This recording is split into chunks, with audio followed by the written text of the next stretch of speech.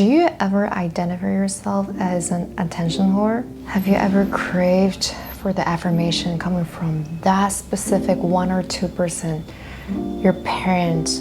You just want their applause. You just want to share with them your most celebrating moment with him or her. You just want to get their affirmation, but you realize that person might not always be there. Well, everybody could be that person with a little bit of imposter syndrome. And today in the Chit Chat channel, let me share with you one of my story before the end of this year and before I'm ready for 2022. So for the past 3 years, I've been living as a digital nomad for almost 3 years, right? Everywhere I go, I feel like each place is chill and it feels like a cyberspace city.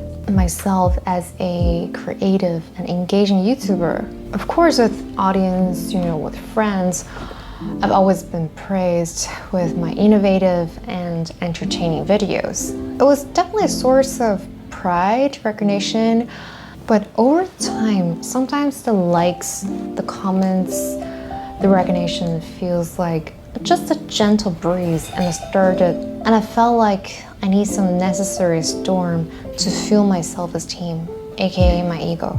So my desire for external validation grew out of control. I just couldn't get enough. I was constantly checking my YouTube studio about my likes, comments, how the revenue works, how many subscribers. Of course, it would bring me sort of, joy when I do the creation.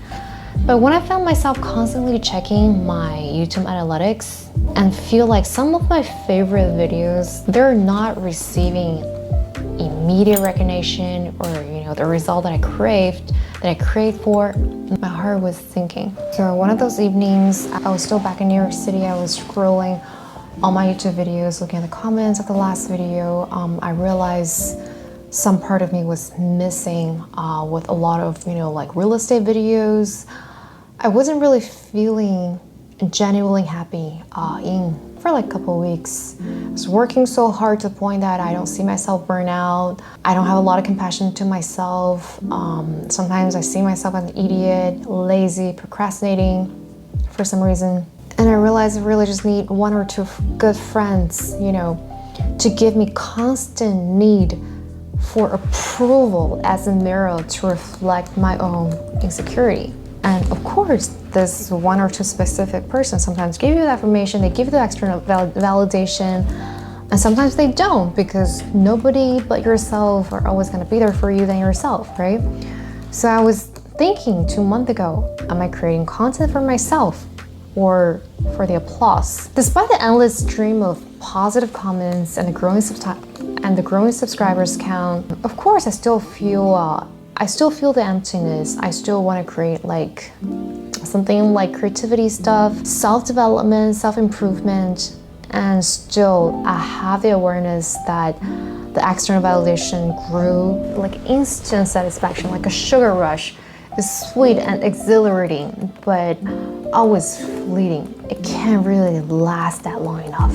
I notice when I talk to other content creators, they're equally talented, they're very successful, they're trapped in the same cycle, seeking for endless affirmation. And we thought that we want this one single person's affirmation like, hey, good job, Laura, you look hot, you look sexy, but it's not always the case and you can't, and I realized I can never get enough the affirmation from other people unless I give enough validation to myself. So my true turning point is there's one time I was just hanging out in my own apartment in the city and I was just kind of like mumbling, talking to myself, reading stuff, watching some YouTube videos.